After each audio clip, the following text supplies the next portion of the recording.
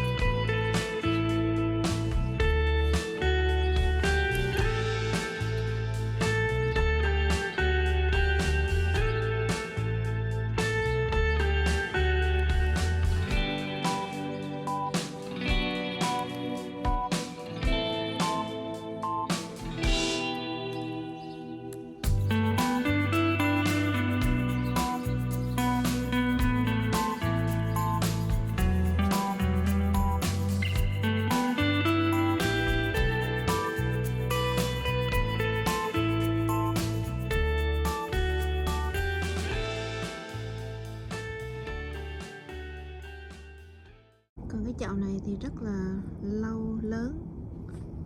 Nói chung mấy cái đợt này mình mua mấy cái chậu này cũng rất là khó chăm sóc.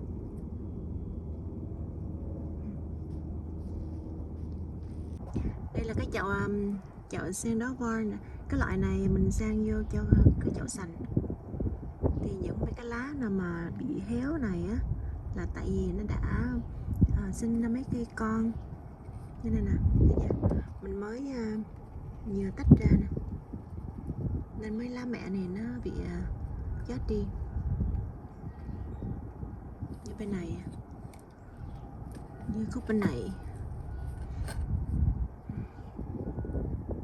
đây là lá mẹ nè. Còn mấy cái này những lá cây con mọc lên từ cái lá mẹ, rồi lá mẹ bị héo đi. Đây cả nhà.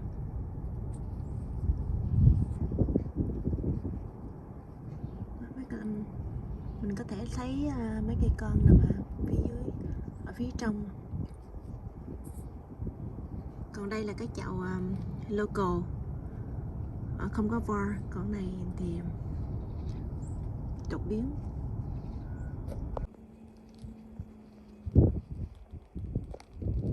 Có một số cây phát triển nhanh, một số cây phát triển rất là chậm.